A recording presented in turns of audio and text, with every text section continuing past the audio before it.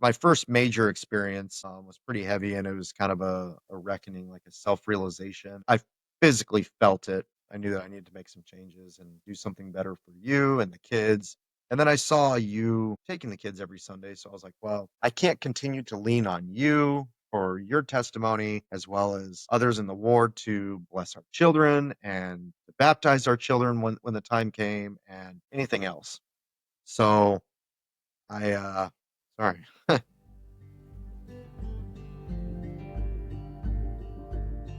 It was just time to do something better.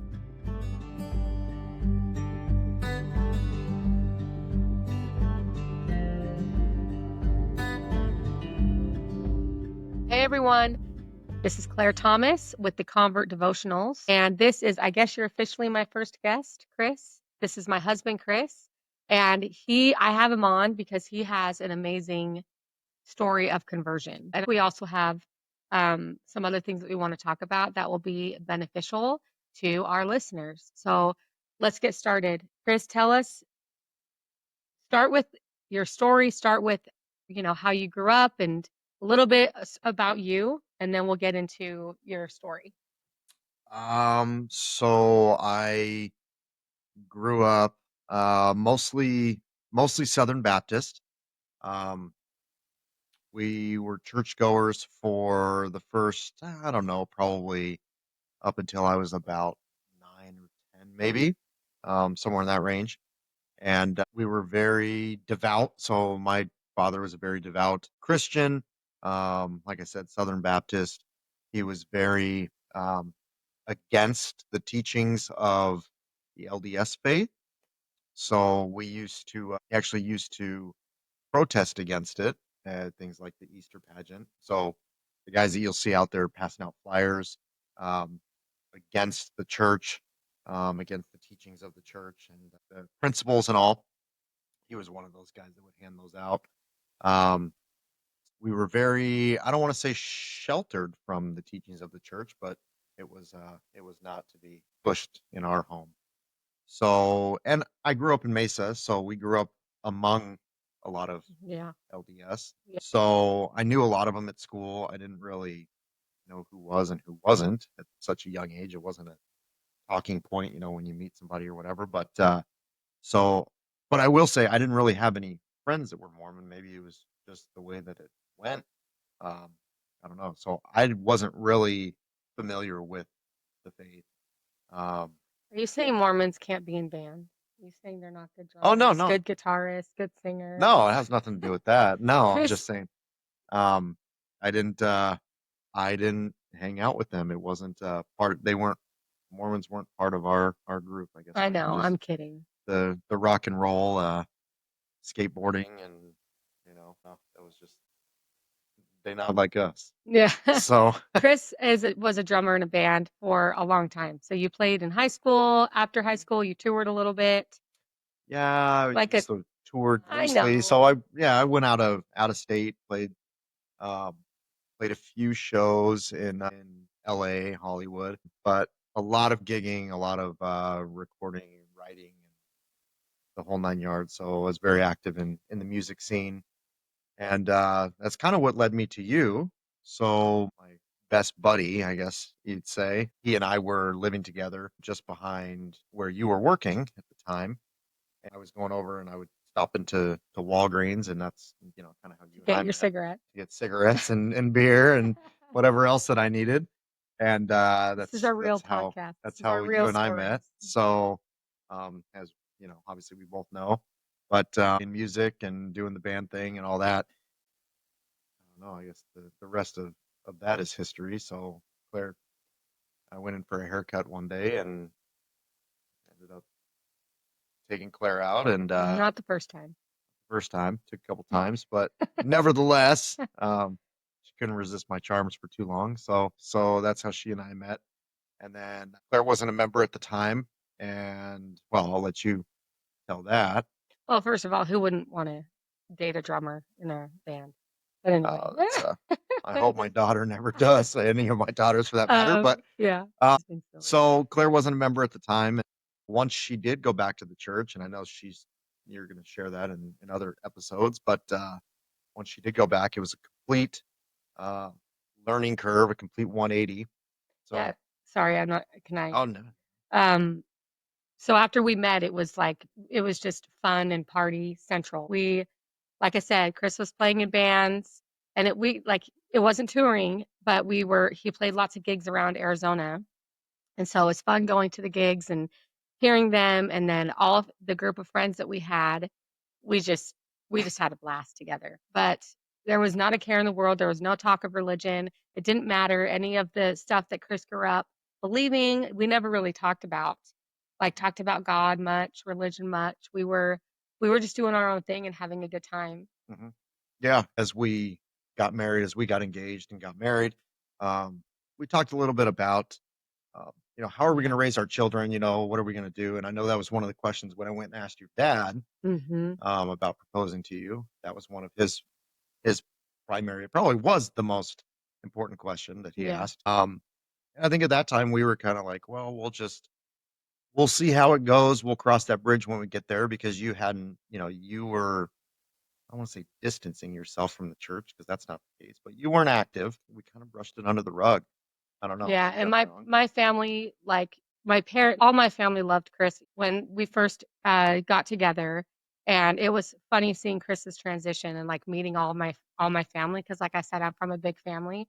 So I think the first time you met my family was like what Sunday dinner or something, Yeah. and Yeah. he came over It and was, there's like 30 people there. He's like, okay, Claire, what it the heck? literally took me, oh my gosh, I don't even know how long it took me to memorize all the family members' names Yeah, and he'd who's meet who and one, who's and married to who yeah, and yeah, whose kids belong to who. And I yeah. was like, this is too But much. everyone loved Chris, and it didn't matter that he wasn't a member of the church. I have amazing parents, and they were supportive of me, and they were supportive of Chris and I getting married, and that wasn't an issue. It was just that, Chris came to my dad, and that was what my dad was happy about most, I think, is that we were just committing to each other. And then, so Claire and I got married. The good times continued to roll.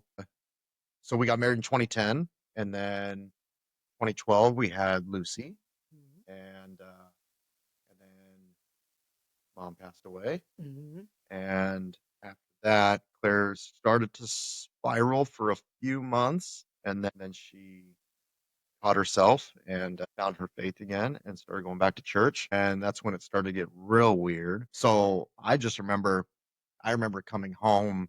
We lived in a little two-bedroom apartment, and I remember coming home, and Claire had prophets and apostles taped Scripture. up all over the cabinets and all over the mirror Jesus. in our bathroom, and I was like, "Oh my gosh!" It was like off the rails. I was Don't like, do that "This when is you first come back to this is a church. No, lot." There were a lot of conversations that I had with my family and especially with my dad because he understood. He had more of a familiarity with the church and the teachings. At least that's how I perceived it. Because he preached and yeah, he did his thing. So right. a lot of conversations I had with him about it. I kind of tried to distance myself, and I felt for a while you and I were living like parallel lives. We Mhm. were married and we had Lucy, but as far as our extracurriculars and our faith, and I did my thing and you did your Yeah. thing, and then we just gathered the same place at the end of the day each day. So it was a really weird time going Can through I the way of interrupt you real fast? Mhm. So I do want to ask real quick. So you were asking your dad, and I've been thinking about it recently. I didn't realize how amazing of a story it was when I went back to church for the first time and going to the ward and meeting our bishop, Bishop Poster. He really took you under his wing as well. And I feel like you were able to ask him questions when you could. I know you guys had just met. He was a help to you at that time. Agreed. Yeah. Yeah, I think so too. That was one of the several things. I mean, there were obviously numerous contributing factors Right. to my conversion, but that was a huge one. It was kind of the ministering and the brotherhood and things like that. So that was a big thing for me because I grew up like that. Yeah. We were part of the music scene and we had our bands and we were all kind of a big group. We were all Yeah. kind of a network, or a brotherhood of all of us. So that was very familiar to me. And, it's one of those things that I really clung on to. And Bishop Poster, Right. he's an amazing, amazing guy. So he and I started doing lunches together and, just visiting on a semi-frequent basis, at least once every couple few weeks and talking about life. Yeah. And, the church would come up and I would ask a few questions here and there, but I wasn't super inquisitive about it because I was just doing my own thing. Yeah. So, Can we go into living parallel lives for a while? Because we did for a little bit, and I don't mean that to we don't mean to say that to scare anyone off or that we were having marriage issues. It was hard because, like you had said, it was a new Claire that you were mhm. getting introduced to. He didn't know this Claire, who was putting scriptures up on the covers. Yeah. I told you guys, I do a 180, but I have lived and learned, and maybe it's not the best idea to, like, hang scriptures up on your cupboards when your husband's not a member or spouse or whatever, or is not active Yeah. or whatever. I was learning as I went too, and we learned together. So after I went through the temple, I feel like that is when we came to those parallel lives. What I realized was I needed to just keep going to church and keep doing what I was doing and respecting you and what you were doing, and it was vice versa. So I think we found respect for each other, and I asked Chris, "Hey, is this too much for you?" And sometimes it was. When I was saying, "Hey, I've got a meeting here," or when I got a calling, and he was like, "Holy crap, look at all the stuff you have to do. Now you're going to what? Now you have church," and this was back when church was 3 hours. So you're gone for 3 hours on a Sunday, Claire, on the weekend, and I'm home, just chilling, waiting for you to get home. And not that you were complaining, but it was just No, it different. was. It was. It was different. Now you have a meeting for this, and now you're meeting with Bishop. And then I would go home and be like, I've heard something amazing, or hey, I've had such a great meeting, and come meet this person or meet that person. And you want them to be a part of it too, right? You love this person so much, and what has brought you so much peace and so much joy, you want to give that person too. We kind of just were doing our own things for a little bit. There was a little bit of a disconnect, but I still feel like we found our commonalities and we focused on the commonalities we did have, which was our children, loving our children, being good parents, making memories, and trying to be there for each other without the church. And you know what I mean? I'm going to hang back on this for a minute. Chris really needs me today. I'm going to leave early or not go to church today or whatever.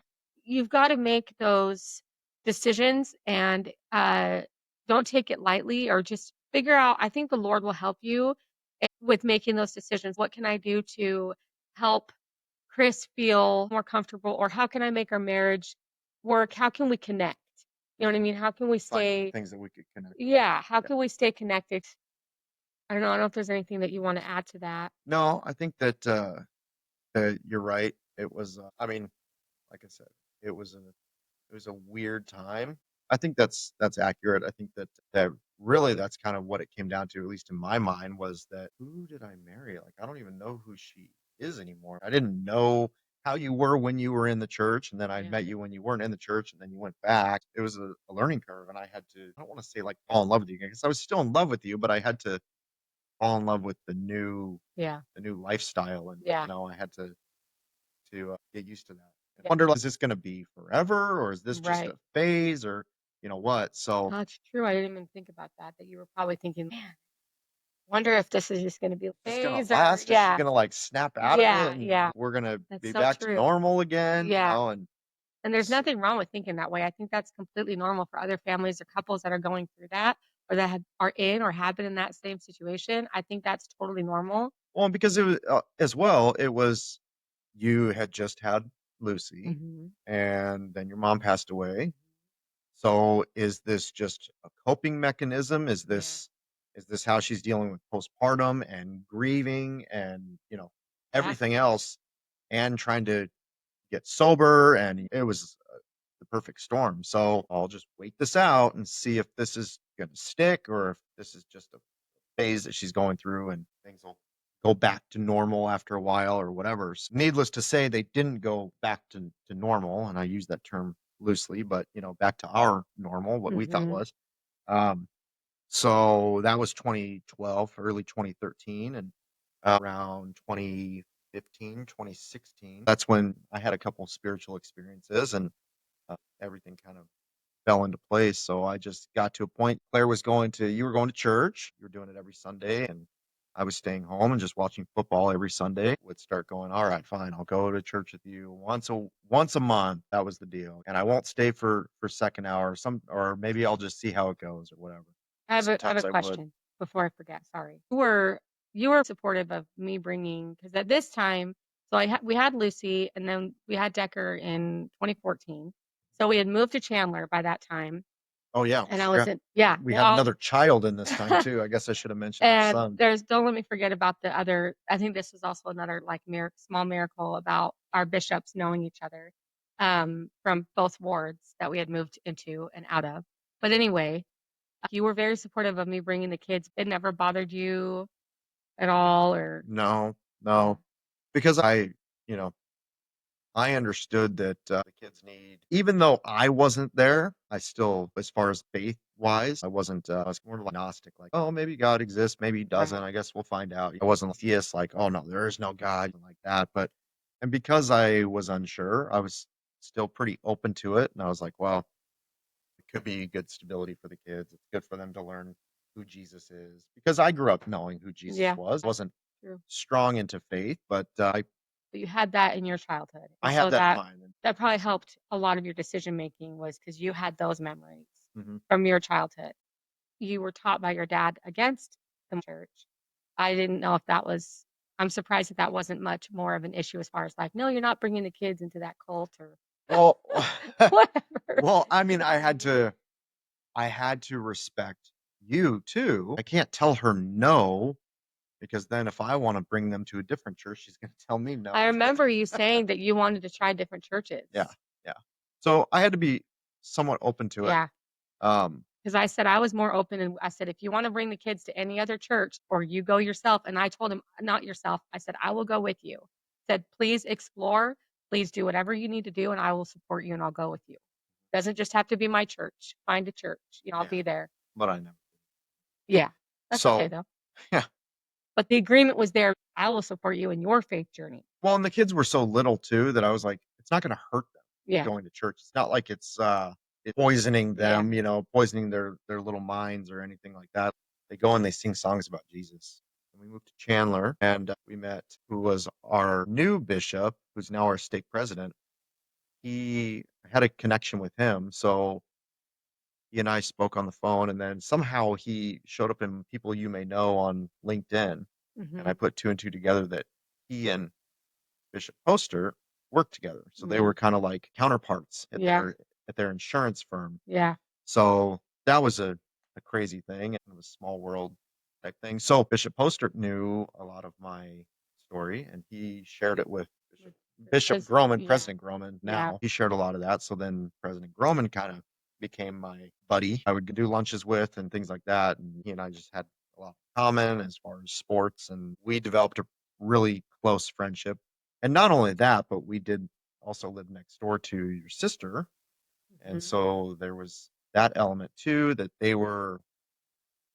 spirit was there as Yeah. well, and Lots of other support systems. It there's a wasn't lot yeah, around us. There lots was. around us, other people from the ward, other family members. And it really strengthened the, uh the ministering and like motherhood. Yeah.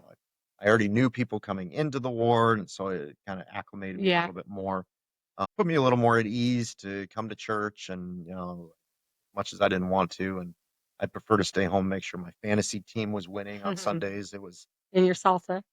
yeah, making salsa and grilling up food while Claire was at church. It made it that much easier. How many times you didn't go to church very often. You still were home most of the time. Every couple months, maybe. Every couple months, and then it got to like once a month. There was kind of The once a a month happened, compromise between you and I. but that was after you had your first spiritual, like My major spiritual yeah. experience.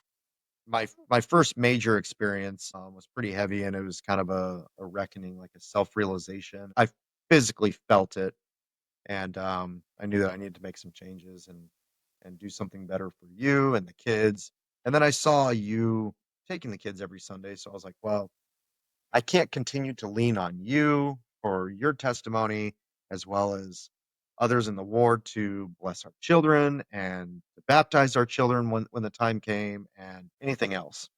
So sorry.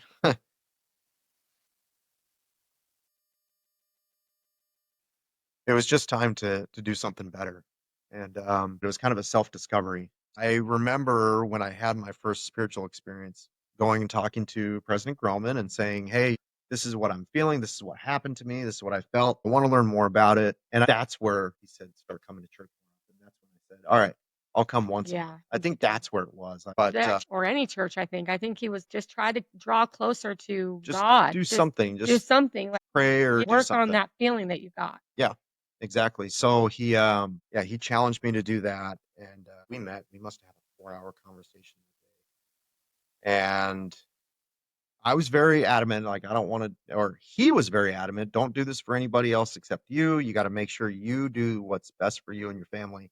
Don't change for somebody else because that's when testimonies don't stick. Yeah. You have to develop your own, Yep. otherwise it's not gonna hold. So that's really where it started, and I went on for about a year of that, and then had a couple other really spiritual experiences, and that's when I decided, "Hey, I just need to go for this." And in the meanwhile, I had met with I don't even do you even remember how many Missionaries? missionaries I talked to? Well, I know Oh that my and it gosh. wasn't like, just to reiterate with the missionaries, it wasn't, them coming over to teach you.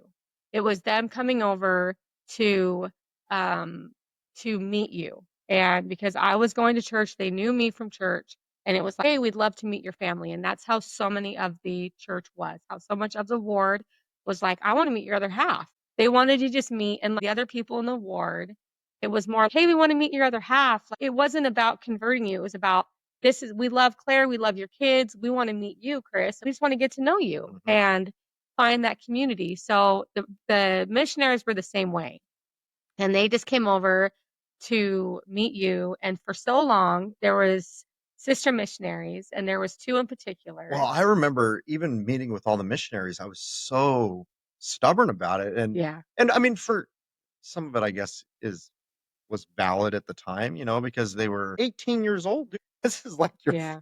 you haven't even been out of the house without your parents. These are normal Yeah, feelings to have, yeah. and so we had 2 sister missionaries that Mhm. would come over weekly. Sister Eaton and Sister Clemens. Yep. Would Yep. come over weekly. They were awesome. They were awesome, and just sit down with us and just chit chat, Yeah, they just came over and they talked about everything and anything. everything, just music and video games, Yeah, they ended they with a didn't prayer, but it wasn't yeah, it wasn't pushy, it was they just came over and kinda socialized, and they took a different approach than a lot of the elders did, so, because we know what we're doing. but Just kidding. The girls are 'cause yeah, we got the spirit. No, yeah. just joking. So, it was one of those things that I started to kinda open up and feel the spirit a little bit more. I was also having spiritual experiences too that aside from, talking to missionaries or anything like that, and this was like I said, 2016 going into 2017. And then in January 2017, a couple other things happened, and I just decided, you know what, I just need to do something better for my family and kids. And that's when I decided I was gonna join the church. And oh gosh, I remember feeling like just so impatient about the discussions. I was like, I've already been living with a Mormon for like 7 years at this point, but Yeah. I already know. 'Cause you I mean, had to but I get the really didn't know discussions, crap. but you had to get the discussions, that's what I mean, the I missionaries was didn't trying to, really like, come over expedite all it. those years to necessarily teach you, they were meeting you and meeting with you, Yeah. but you hadn't had the full discussions until after you decided to get baptized, Right, right. which was kind of funny, like, 'cause they were like, "Oh," when we told them, I think I remember telling them like, "Oh, no, Like, it was he completely has to go through backwards. the whole discussion," and Yeah. they're like, "Oh, okay, well, great, so your baptism date's this, and It was like guaranteed let's sale for start" them. I know, "Let's start with the discussion." Let's do that, and then we'll dunk you. Yep, So, yep. So that's what they did. So I went through the discussions, and because of the relationship that I had with President Groman, he baptized me, and it was amazing. So now I can baptize our kids, and I can give them blessings, and I just feel like it's done a lot for our family as far as the blessings that it's given us. And Can you just tell us one of your spiritual experiences? Because I know that anybody's listening to this is gonna like, you can't leave us in suspense. I always feel weird telling this one, but the first major one that I had was that we Claire had the idea to watch Passion of the Christ for Easter, so the night before Easter. And I remember after watching it, just the entire depiction of the crucifixion and his life and everything. I don't even think we made it through the movie. Like, we had to fast forward. It's really heavy. It was really Oh heavy stuff. my gosh. Yeah. So it's pretty intense. And so after watching that, I just remember feeling that I mentioned earlier, that heavy feeling. I just felt like a physical pressure on me, and just felt like insignificant. Insignificant to Jesus, to Jesus. Just in general, I just felt Okay. insignificant to, my family and to God, and I hadn't offered anything up until that point. I think it's amazing how you saw the depiction of Jesus Christ and you were like, how can someone love me so much? Because you had never really fully understood like what Jesus Christ did for us and like the whole Well, concept of it. You understood parts of it, but I feel like having it come all together and you were like, wow, this guy is amazing and I have so much I can work on or I can do better. it was, yeah, you're right about that, and I think as well, it was, look at how much He did for us, and Yeah. what have I done? Like, I haven't done anything. I'm just existing Like spiritually, you mean? spiritually and for my family, and, Well, I'm you've done a lot for providing us. Yeah. I'm providing, Yeah. but spiritually, um, and I guess spiritually also plays into emotionally. Yeah. There's a lot of overlap there. What was I providing to my family? Yeah. And I needed to seek forgiveness for the things that I've done in my life because I was so distant from faith, and I was just living free, not that being a member of the church or having faith is not living free, but you know what I'm saying. Yeah. Growing up with the anti-Mormon rhetoric, how did that play a role? Was that something that was hard when you got baptized or to overcome when you were considering baptized when you felt the Spirit? Was it kind of hard to No. It was eye-opening too, because it wasn't it wasn't what was, at least in my mind, it wasn't what was taught to me. It wasn't all, you know, negativity, and you know, to me it wasn't cultish. Yeah. Anti-Mormons, or whoever might say or might Yeah. convey or Right. let on. So Right. We're not a bunch of no, crazy people that are in a cult, like, no, we're normal and we actually really love Jesus Christ right, and right. yeah. Yep, exactly. So I think that there are unique things to every faith and every religious group. So, oh, it's okay. So, I wanted to talk a little bit about when when I was going to church and when Chris was not. And there are a lot of couples that are in the same position, whether it's your apart member family, because we've been through both. We've had or through many different seasons in our marriage where we both weren't active and had no faith. And then we were a part member family dealing with having a lot of faith, another one not, and maintaining that. And then now we both are faithful and have faith in Jesus Christ. One of the things that we want to try to talk about and help is what it is like being a part member family and how can we help others who are in that same situation. And I think there's a lot of people who have left the church or left Jesus who have this type of mindset that, oh, you're not going to have blessings or you don't have the priesthood in your home and you're totally different. You're exiled or God doesn't care about you. God's not going to bless you the same way that he blesses those that are both in the church. What advice or would you give? I have some thoughts, but I want you to go first. What advice could you give to those who are in that same situation that we were in years ago?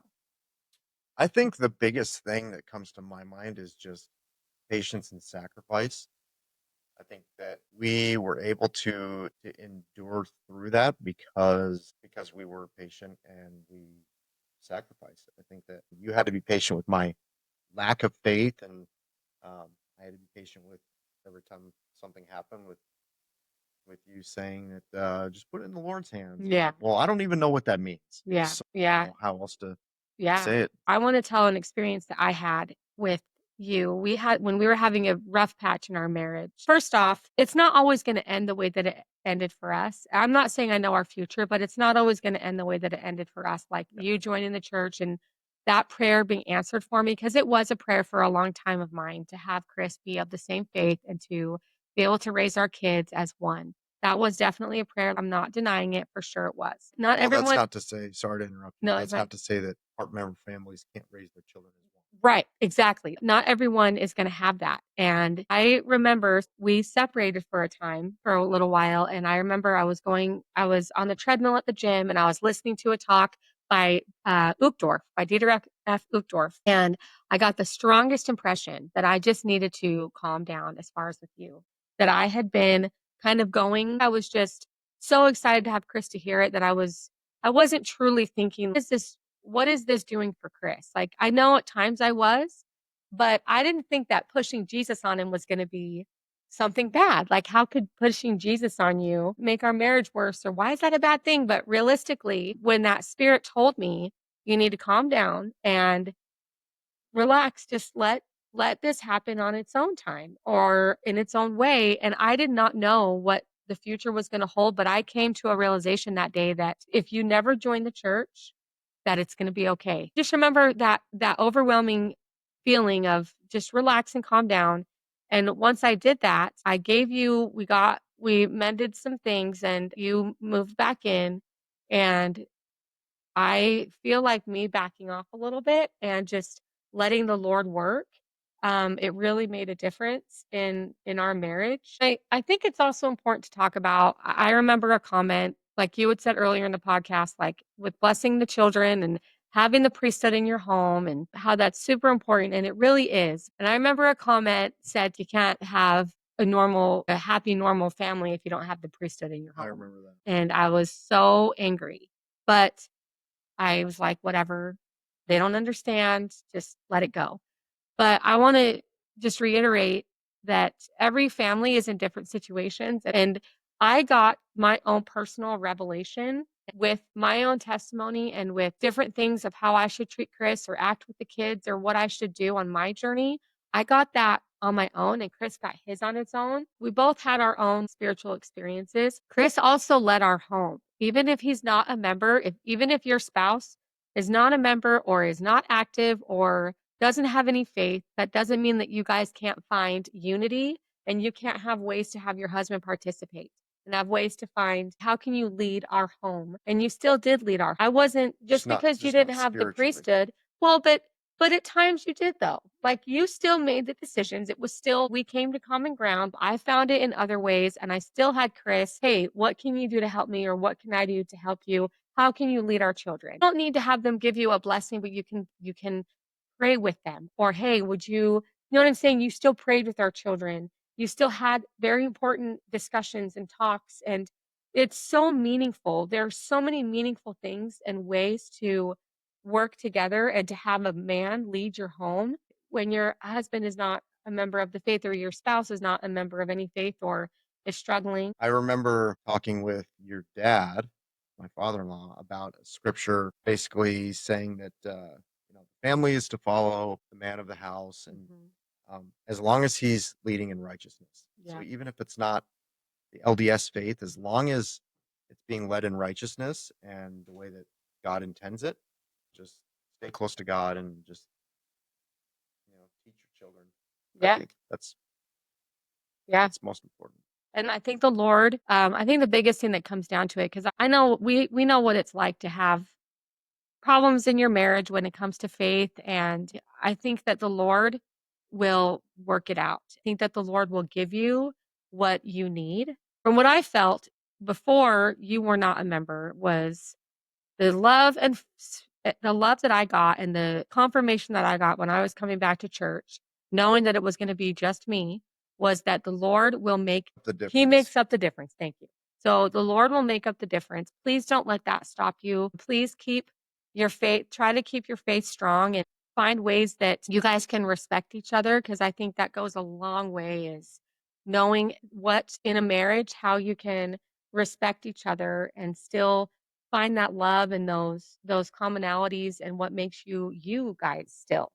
You can still go to church without it breaking your marriage up. It shouldn't break your marriage up. You know, following God should not break your marriage up. If anything, he should make up the difference. And I know that he has in our marriage, and I hope he does for everyone else's. But thank you for coming on today, Chris. Love you. I had to. Yeah, you did. Because you love me and I love you.